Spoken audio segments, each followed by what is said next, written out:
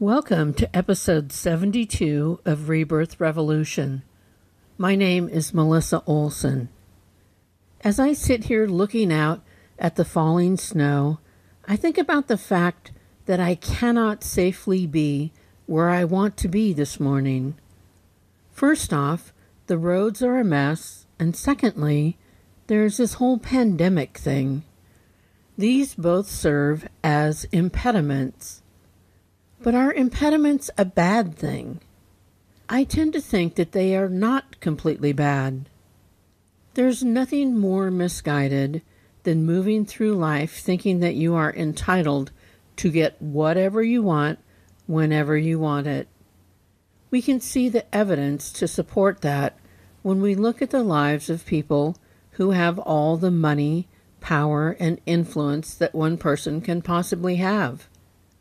They are usually a mess. Life isn't peachy for those who have nothing that they want either. Somewhere on the spectrum of having nothing and having everything is the sweet spot. That spot is where you have enough of what you need and enough impediments and challenges to grow you. That takes us to New Year's resolution number 6. Use the time when you can't do what you thought you wanted to do to get better at that thing. Many people's visions of the future hit a brick wall almost a year ago. We thought we knew the challenges ahead, and then almost overnight, the challenges became something else entirely. Let me tell you how that impacted me personally.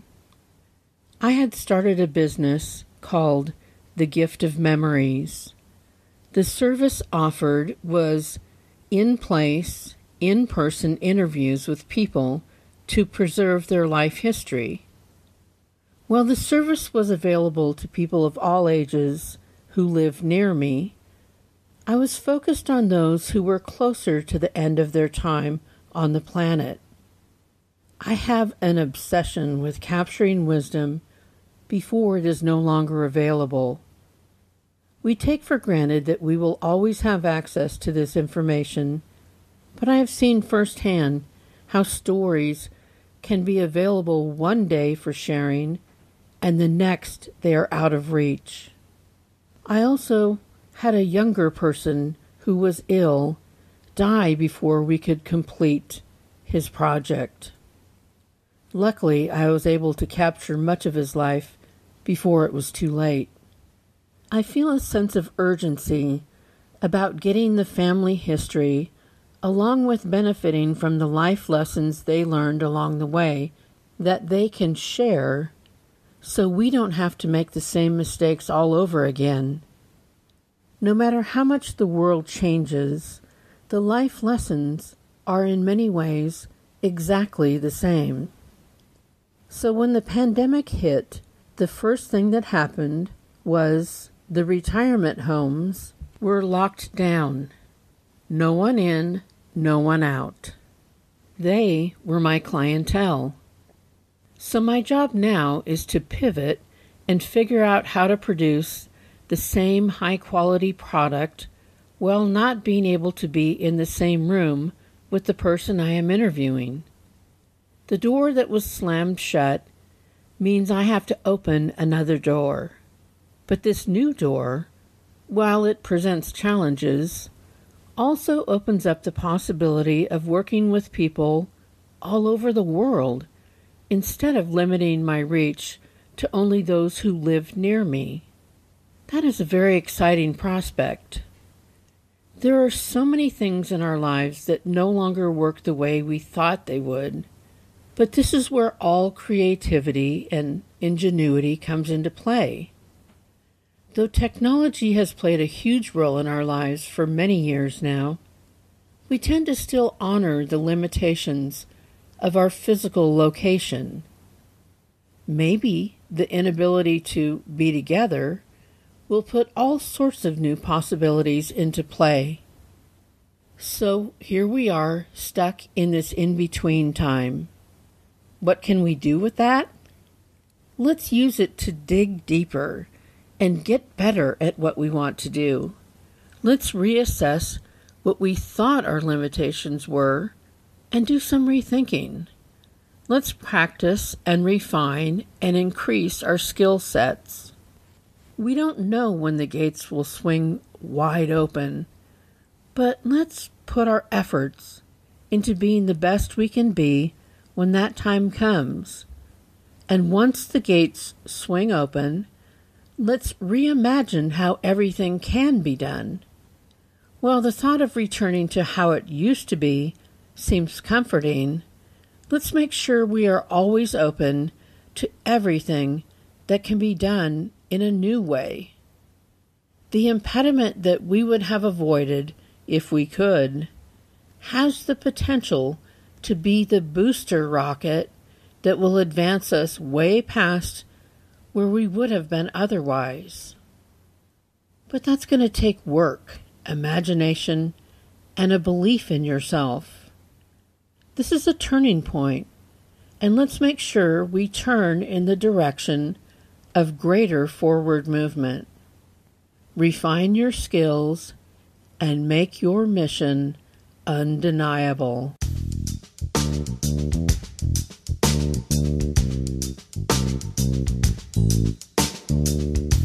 New Year's resolution number 7 is realize and accept the boundaries of your influence.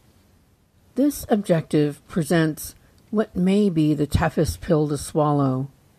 We like to think that we have more influence than we do, but the world around us and the people who inhabit it are demonstrating to us on a daily basis that there are many things that we cannot set right.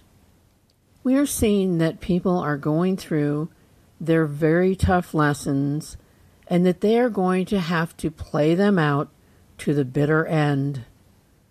More simply put, many around us have completely lost their minds, and we can't find their minds for them. That is their task to master. When evil personified took the reins 4 years ago, there were people who connected to something about him that gave them a little thrill. They were energized by the casual cruelty and sensed that anything could happen at any moment. I get it. I've watched The Real Housewives. There was something fun about watching people who were shameless, people who are not constrained by conscience or decency. It was entertaining. But then, when the lies continued, children were taken from their mothers and put in cages, dictators adored and decent people slammed, and the pandemic lied about and allowed to spread like wildfire, they didn't know how to get off that train. They stuck with him and attached themselves to his personality, and he became a part of their identity. The lessons that are playing out in real time are those of people who were unable to stand firm in their own integrity and instead appeased evil. And it is coming back to bite them on a daily basis. Do not underestimate the trauma that the playing out of these lessons has brought to those who did not choose evil. Everyone who is at a higher level of spiritual awareness has suffered the trauma of living with the low-level choices of others, being reminded of exactly how dark it was when we were all back down at those lower levels. We all had to revisit the lower levels of spiritual awareness for the last 4 years, even though we have moved far beyond that world. We had to observe all the cruelty and live through the barrage of lies. Those who embrace the darkness feel comfortable there. They felt that they were in their element. They lived for all that darkness. But for the rest of us, It was a return to hell, and we had no control over that until we were able to vote it away. That was a lot of trauma. Do not gloss over what you have experienced. Those who have coddled evil will ultimately be consumed by it. Any evil that is allowed to continue will only get worse. There is a rule in the system. If you choose darkness often enough, you will lose your ability to choose. You will become a tool of the darkness. This is what we are seeing. People who were and remain unwilling to stand up to the darkness are now tools of the darkness, and as such they are forced to serve the ego of the evil person they embraced. It is dragging them all back down to the spiritual awareness level of the ex-president. They can't even say that he lost the election because it would enrage him to have them reject the artificial world that he has created to serve his ego. These people are in the part of the lesson where they are back down at the lowest levels and have not been able to figure out how they got there. We can't change that for them. They have to learn the lesson. We can and must hold them accountable for any and all actions that are illegal. And we must hold them accountable for the things they have said and done that were patently immoral. This is the part of the lesson that is ours. In fact, accountability is an essential part of every lesson. Without it, there can be no humility and course correction. Without it, people will not embrace honesty or integrity. Until they face the reality of their choices, they cannot move forward. No one has ever grown from having their choices swept under the rug. We need to love each other enough to facilitate each other's growth. Turning a blind eye is an unloving act. A bigger lesson here is that we need to stop the practice of embracing other people to the point that we are unable to employ our own honesty, integrity, and empathy if it butts up against what the embraced person desires. We cannot attach ourselves to people in a way that is unhealthy for all involved. That is what defines a cult. The Rebirth Revolution is about you standing on your own 2 feet, employing all the character attributes that will move you to higher levels of awareness. It's not about climbing on the back of someone else as they descend down the ladder into complete darkness. You and the light you bring to the world are essential components to the forward movement of us all and the recreation of this world into a better place. You cannot squander that for anyone.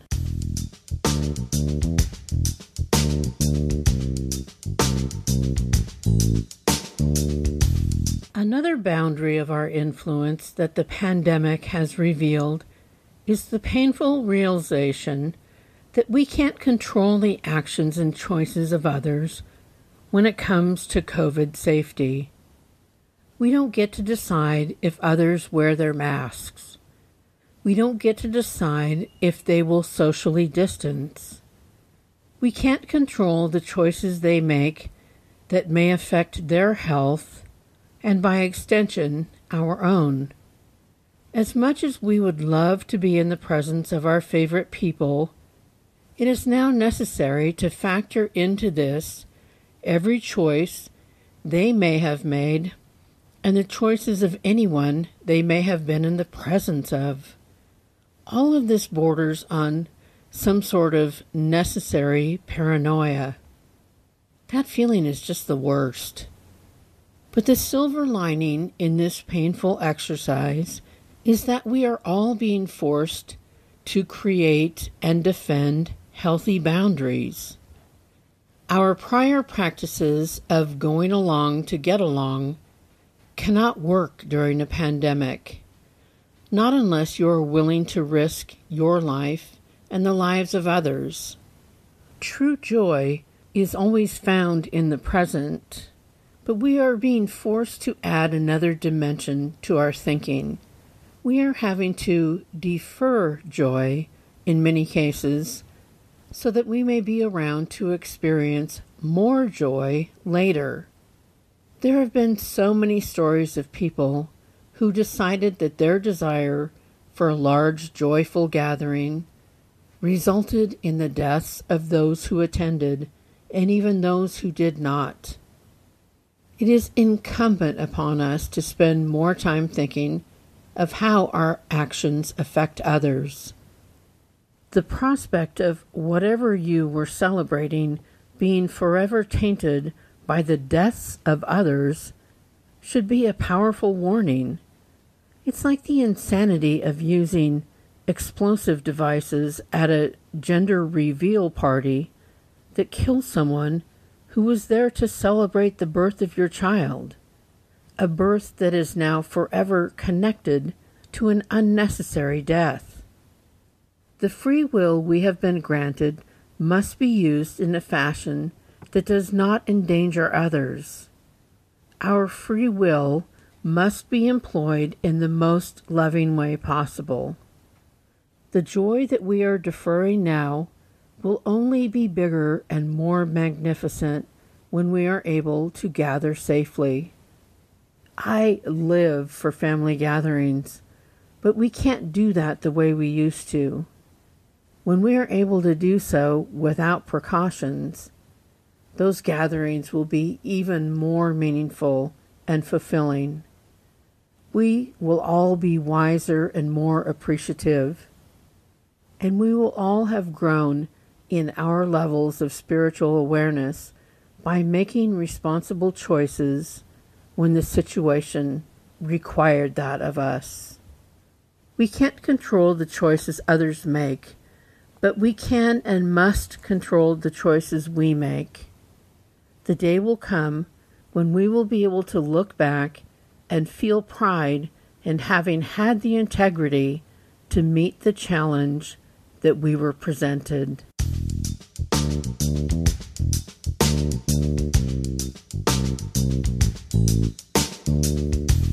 Thanks for listening to Rebirth Revolution.